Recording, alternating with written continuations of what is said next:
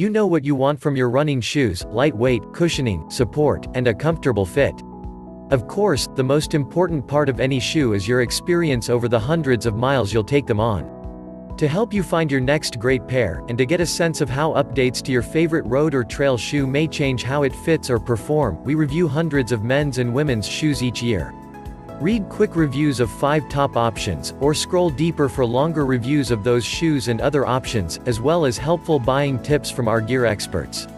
Runner's World has the most comprehensive shoe testing process in the industry. We work with more than 350 local runners of all ability, age, and size, for real-world wear testing on paved roads, dirt paths, and rocky single-track trails. After a month of running more than 100 miles, our testers report back their findings on features like fit, comfort, performance, and ride. While our testers are putting miles on the shoes, the same models undergo a battery of mechanical tests in our shoe lab, to objectively measure each shoe's cushioning, flexibility, sole thickness, and weight. Outtest editors combine their own experience in the shoe with data from the lab and feedback from our wear testers to create reliable, useful reviews of every shoe we test. Unlike most shoes that get updated on a 12-month cycle, the Razor 3 is sticking around longer unchanged because it's been so well received. The novel midsole, dubbed Hyperburst, is an EVA-based foam but differs from the conventional stuff because of the way it's built. Skechers uses heated CO2 to expand an EVA plastic block, rather than blown air like traditional midsoles. The result is a lighter and more resilient foam. Added to the Razor, which was Meb's training shoe of choice when he was actively racing, it makes for a high-speed trainer or racing shoe for the rest of us. In testing, we found the Razor likes to be pushed hard and go fast. The foam underfoot is relatively firm, but at the same time feels protective and takes the harshness out of the pavement when you're cranking. The thin, breathable upper and a web of rubber outsole boost its speediness. $250 is a load of money to pay for a pair of racing shoes, but if you must have the best, spend it on the next percent. This shoe burned up the roads and record books last fall.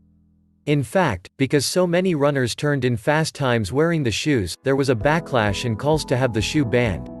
The reason it's so fast lies in part with the ZoomX foam that sandwiches a carbon fiber plate. The next percent has 15% more of the stuff than the original Vaporfly 4% did, placed mostly in the forefoot to maximize toe-off efficiency.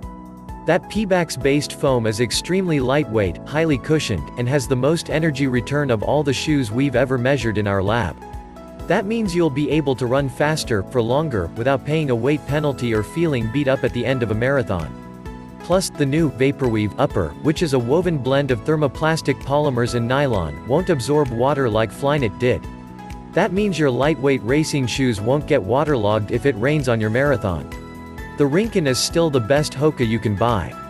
The company has rolled out other buzz-worthy shoes, but this lightweight trainer does everything you ask of it, and is insanely affordable compared to some similar models. It's like the original Clifton, it blends a light and soft EVA with just enough material in the upper to lock down your foot. As the Clifton grew up and gained weight, unfortunately, it created a hole in Hoka's lineup for this lightweight option. The Rinken has the same stack heights as the Clifton, 29 mm under the heel and 24 mm under the forefoot, and should fit like that everyday trainer. To help the shoe check in at 7.7 ounces, men's size 9, Hoka gave it a thin reinforced mesh that locks your foot in place. Look for a small update in the second half of this year, with slight tweaks to the upper and a small change to the rubber placement. We've been testing the Rinken since last summer. We had initial concerns about whether the exposed foam sole would hold up. After a few hundred miles, we saw some signs of wear, but there was plenty left to protect us from the road.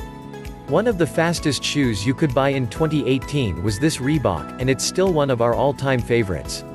The Float Ride Run Fast won't stress your credit card nearly as hard as shoes like the Vaporfly 4%, but shares some similar traits to help you reach the finish line faster. It all starts with the foam. Reebok is using a Pebax-based foam, much like what's found in the Vaporfly 4%, which is far lighter than the standard EVA that's been used in running shoes for decades, but it also delivers excellent cushioning and off-the-charts bounce energy return. Thanks to that lightweight material, Reebok is able to use a considerable amount of foam underneath the foot without bogging you down. In doing so, it made the heel relatively tall, and the drop from heel to forefoot is quite high, which can give you a sense of speed and propulsion. Keep an eye out for an updated version of this, with a bit more traditional upper, later this spring. The Ghost has won 8 Editor's Choice Awards because it can do everything. We've used it for tempo runs, long runs, and even speed work. As such, it's that one shoe we typically recommend for runners of all levels, veteran marathoners and new runners alike. A key to its comfort is the mix of foams that deliver a ride that's cushioned but not too soft. It uses DNA Loft in the heel for a well-cushioned landing with each stride, while BioMo Go DNA under the toes gives you a springy toe off. The 12th version has a new engineered mesh upper, with zones designed for stretch, breathability, and support, so this shoe fits better than earlier models. The mesh feels comfortable on cooler runs, but it can get a little warm on exceptionally hot days. There aren't many shoes you can buy for just $100. But the Forever Floetride Energy proves to be an amazing budget-friendly option. It uses a different, red, cheaper, midsole foam than Reebok's other Floetride shoes. Instead of pricey Pebax, the company uses steam-molded thermoplastic elastomer (TPE) beads. You don't get the same responsive sensation as the Floetride Run Fast, but it feels lighter and more lively than most similarly priced shoes, which typically use less energetic EVA. We loved the low-cost, high-performance combo when we first tested the shoes last year, and we like this updated version just as much. With it, Reebok addressed a few fit issues. A new engineered mesh sits closer to your foot and feels more premium, plus the heel fit has been improved by adding high-density foam to cradle your foot and lock it in place. The 1080 was already the plushest trainer in New Balance's stable, but the new version is bouncy, responsive, and light, says one former collegiate runner on our test team. Give credit to Fresh Foam, the company's light and soft midsole foam. The sole is softer than before and has more energy return, but it doesn't feel overly stiff because New Balance gave it a more pronounced curve, especially beneath the forefoot. And an Ortholite sockliner boosts comfort. All that padding won't slow you down, though. Unlike previous 1080s, I actually thought about wearing this for my half marathon, said a tester who trains at a 7-minute pace. It's super responsive and springy, yet the foam keeps it soft enough. I wouldn't wear these for speed work, but I ran my fastest long-run tempo in them. The upper also went through a complete transformation and, unlike most premium shoes, it doesn't have an overly plush collar lining and tongue. Instead, it uses an engineered knit, a one-piece fabric that is stretchy over the toes but sturdy along the sides of the shoe so it delivers a secure fit. The molded heel has a deep pocket and wraps comfortably up the back of your foot to eliminate any unwanted movement.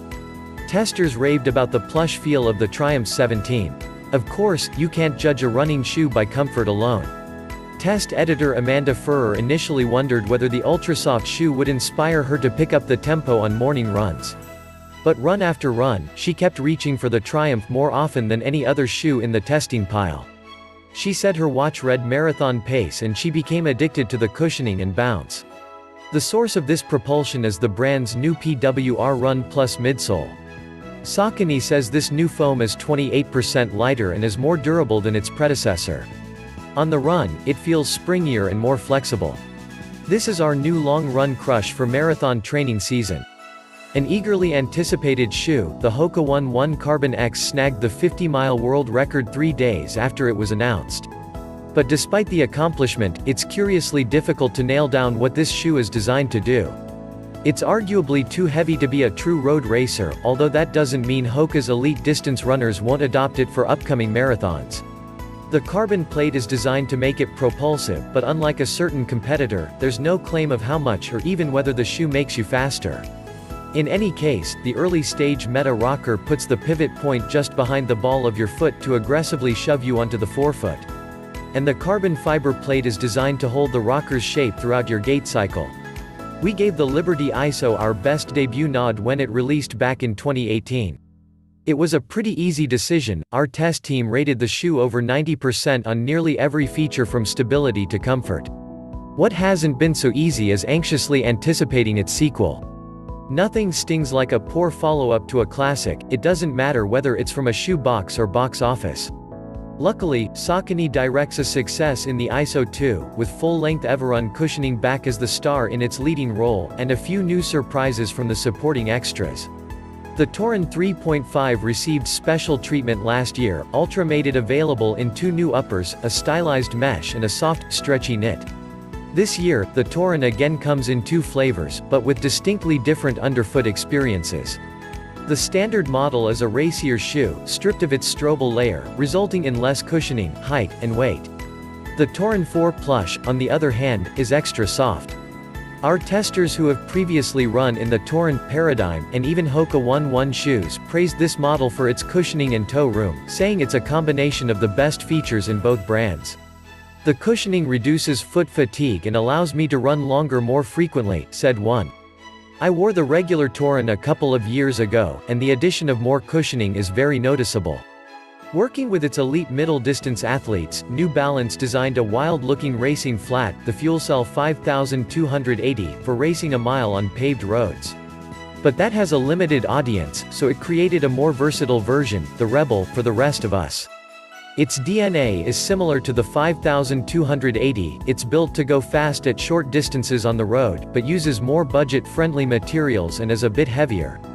To help you go from midfoot landing to toe-off as quickly as possible, the shoe has some unusual geometry. Most obvious is the fin that sticks off the lateral side of the shoe.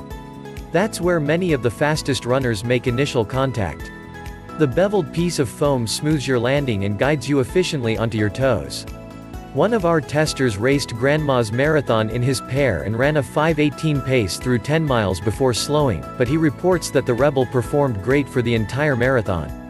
Try before you buy. Our testers all had to go up a half size from their normal shoe. The redesigned ASICS GT 2008 feels much smoother than its stiff, less forgiving predecessor. ASICS used lighter density foam for the new shoe. In the forefoot there's a single, thicker layer of flight foam instead of two. The rear half of the shoe uses a slab of slightly higher density foam beneath the flight foam, with a patch of gel cushioning under the heel. The lighter foam and single layer in the forefoot work wonders. Whereas the previous GT 2000 slapped the pavement as your foot hit the ground, the new shoe touches down softly and immediately sets you up for a smooth toe-off. Part of the easier transition comes from the additional flex grooves in the high abrasion heel rubber. Coupled with the lighter heel foam, the GT 2008 feels forgiving yet responsive. The stability is subtle but noticeable if you've only run in a neutral shoe like the Cumulus 21. To improve the engineered mesh upper, ASICS moved its logo back and repositioned the toe reinforcement beneath the mesh, which makes the toe box more accommodating. The updated fit lets you wear the shoe a little loose without feeling unstable. But the retooled midsole is still the best part. For mild overpronators, it's an absolute pleasure to run in.